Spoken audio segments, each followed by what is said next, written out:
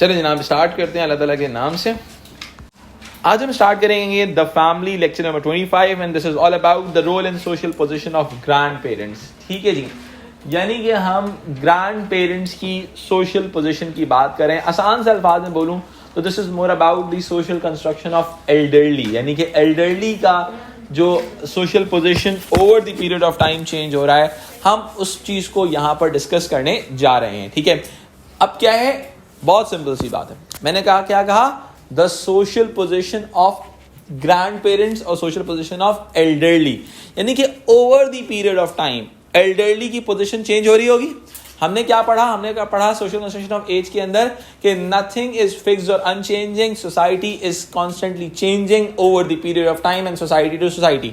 It means the concepts and ideas related to age are constantly changing. तो ideas related to grand parenting भी also changing over the period of time and society to society, यानी कि time के साथ साथ और society to society भी, यानी कि क्रॉस कल्चरल वेरिएशन के अंदर ये चीज नजर आती है।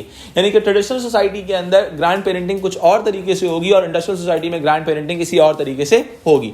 Status of elderly, status of ageism, status of aged people किसी और सोसाइटी में डिफरेंट होगा और आज की सोसाइटी में डिफरेंट होगा। अब इस चीज को थोड़ा सा आगे लेके चलते हैं।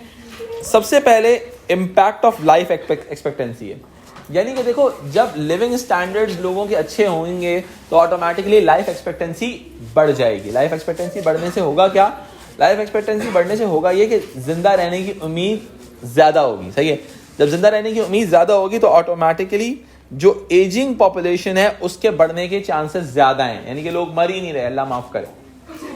सही है, ठीक है, तो ऑटोमेटिकली जब लोग मरेंगे नहीं तो क्या होगा। देखो अल्लाह ताला ने एक सिस्टम बनाया है नेचर का, सोसाइटी के अंदर लोगों का खत्म होना भी जरूरी है। ठीक है, क्यों, वरना एजिंग पॉपुलेशन बढ़ना शुरू हो जाएगी आपकी। और अब एजिंग पॉपुलेशन बढ़ने से होता क्या है कि डिपेंडेंसी रेशियो बढ़ जाता है। क्या बढ़ जाता है बेटा, डिपेंडेंसी रेशियो। डिपेंडेंसी रेशियो का मतलब है कि अब वो पॉपुलेशन लेट्स सपोज वो अल्लाह मियां के पास भी नहीं जा रही और वो पॉपुलेशन क्या हो रही है, वो डिपेंडेंट हो रही है आपकी इकोनॉमिक रिसोर्सेज के ऊपर, इकोनॉमिक रिसोर्सेज के ऊपर।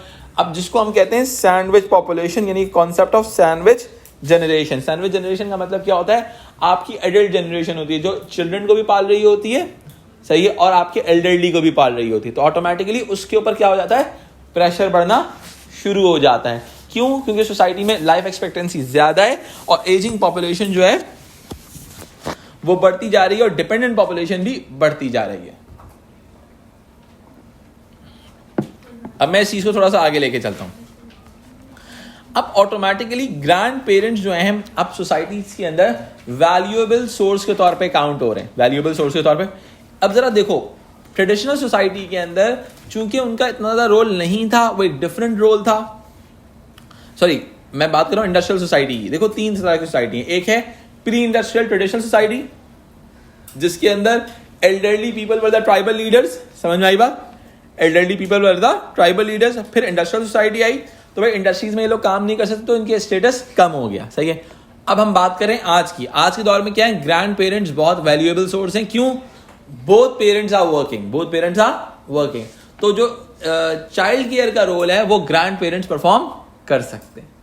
ठीक है, पॉसिबिलिटी आई। सही है, अब रिलेशन टू चाइल्ड केयर कहते हैं कि भाई in UK 30% of the families depend on grandparents. ठीक है, while the 50% in loan parent family, यानी कि 50% लोन पेरेंट फैमिलीज जो हैं इनके ऊपर यानी कि ग्रैंड पेरेंट्स के ऊपर रिलाय करती हैं for the child care process. ठीक है, अब विलर्ड की रिसर्च है, ये विलर्ड रिसर्च है। ठीक है, इसको अपने पास लाजमी मेंशन कर लें। यानी कि अब क्या हुआ, इसका मतलब हुआ ग्रैंड पेरेंट्स की इंपॉर्टेंस बढ़ती जा रही है। अब जब आप आज की सोसाइटी की बात बोलोगे, in today's world the grandparents consider as a valuable source in relation to the child care because in the UK according to the Willard research 30% of the families are dependent on grandparents while that 50% of the lone parent families are dependent on the grandparents particularly related to the child care. It means कि society के अंदर जो importance है आपके elderly की वो increase हुई है बिकॉज उनका रोल बेहतर हुआ है सोसाइटी के अंदर।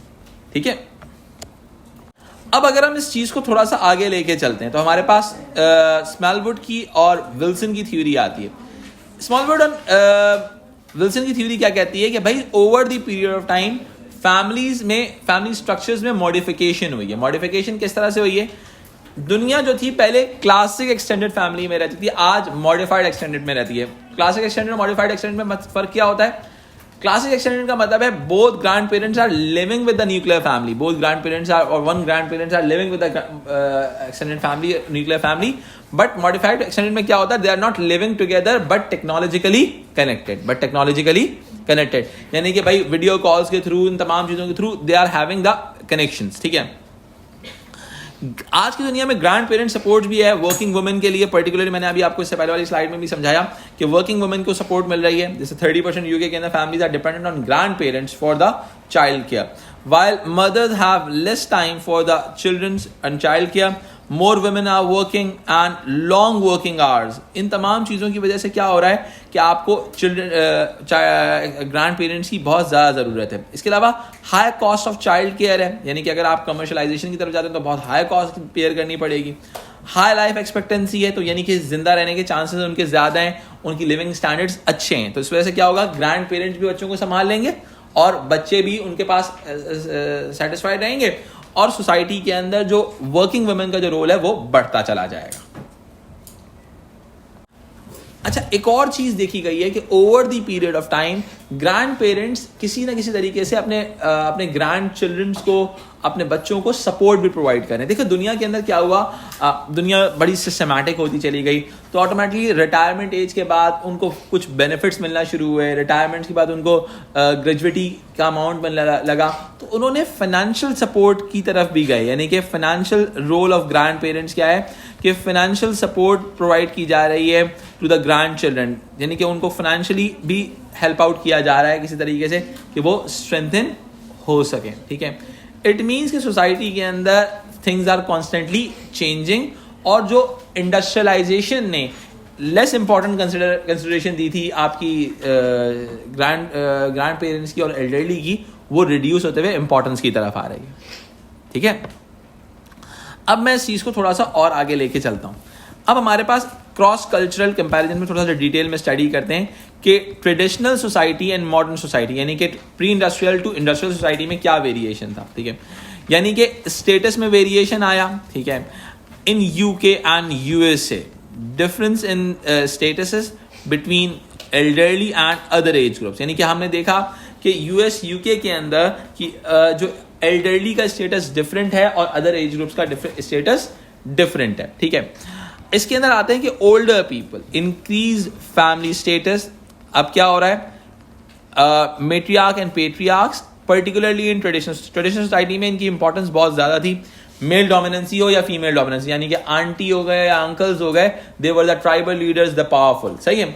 फिर हमने कहा कि भाई जब इंडस्ट्रियलाइजेशन हुई वेस्टर्न इंडस्ट्रियल सोसाइटीज के अंदर, क्या हुआ कि जो इनकी इंपॉर्टेंस थी, यानी कि डिमिनिशिंग आइडेंटिटीज बिल्ड होना शुरू हुई। ठीक है, लॉस ऑफ स्टेटस हुआ, less useful and powerful consider किया जाने लगा, ageing as a process of decline consider किया जाने लगा। ठीक है,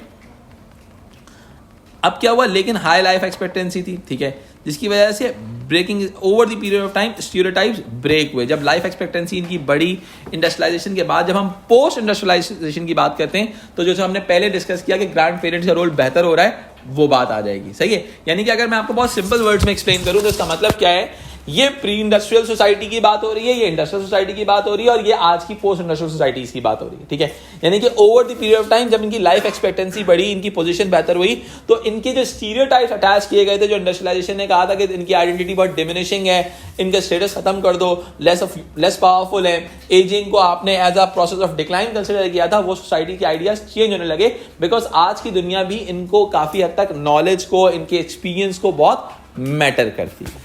ठीक है, अच्छा, अब हम इस चीज को थोड़ा सा आगे लेके चलते हैं, तो हमारे पास विक्टर की स्टडी आती है जो कहते हैं कि status of elderly is constantly changing, यानी कि नेचर ऑफ, यानी कि जो स्टेटस ऑफ एल्डरली है वो बहुत सारे दूसरे फैक्टर्स पे भी, क्रॉस कल्चरल फैक्टर्स पे वेरी करता है। यानी कि नेचर ऑफ सोशल ऑर्गेनाइजेशन, यानी कि जो नोमैड्स होते हैं, जो नोमैडिक कल्चर होता है, जिसके अंदर जो लोग खाना बदोश जिसको हम कहते हैं, जो कंटिन्यूसली मूव करते रहते हैं एक जगह से दूसरी जगह पे, तो इनका क्या होता है, in nomadic societies elderlies as burden consider किए जाते हैं। इन सेटल्ड सोसाइटी, यानी कि जो सेटल्ड सोसाइटीज होती हैं, इनके अंदर नॉलेज और एक्सपीरियंस को वर्थ किया जाता है, यानी कि इसके अंदर जिन एल्डरली के पास नॉलेज और एक्सपीरियंस होता है उनको वैल्यूएबल कंसिडर किया जाता है, यानी कि नोमैडिक सोसाइटीज के अंदर उनको बर्डन कंसिडर किया जा रहा था, और आपकी जो सेटल्ड सोसाइटीज में इनको इंपॉर्टेंस दी जा रही है। विक्टर की स्टडी यानी कि क्रॉस कल्चरल कंपैरिजन के अंदर ये बात आ सकती है, ठीक है।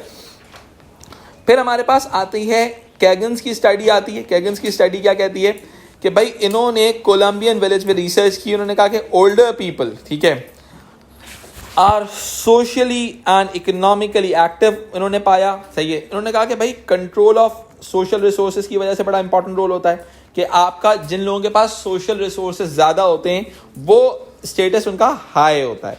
लाइक नेटिव अमेरिकन कल्चर के अंदर नेटिव अमेरिकन कल्चर जो होता है वो नॉलेज को वैल्यू करता है। अब वो सोसाइटीज़ जहाँ पे नॉलेज को वैल्यू किया जाता है वहाँ पर सोसाइटीज़ के अंदर जो है डेवलपमेंट ज़्यादा हो रही होती है, और वो वहाँ पर अपने लोगों को स्टेबिलिटी प्रोवाइड कर रहे होते हैं, ठीक है, और वो अपने एल्डरली को इज्जत भी देते हैं और उनको हाई स्टेटस भी देते हैं, ठीक है।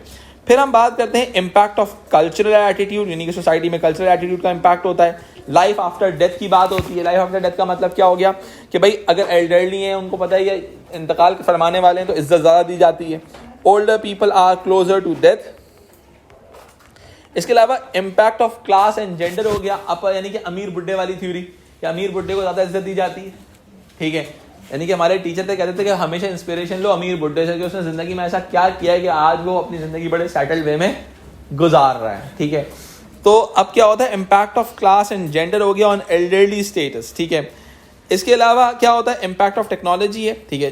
टेक्नोलॉजी की वजह से भी क्या हुआ है, बहुत डिफरेंट रोल हो गया। अच्छा, अब क्या होता है, कुछ सोसाइटीज़ जहाँ पे बहुत ज़्यादा टेक्नोलॉजिकली एडवांसमेंट है, वो एल्डरली जिनका टेक्नोलॉजिकल बिहेवियर बहुत फ्रेंडली है, तो वो ज़्यादा सक्सेसफुल हैं as compare to those people जो टेक्नोलॉजिकली फ्रेंडली नहीं है, ठीक है।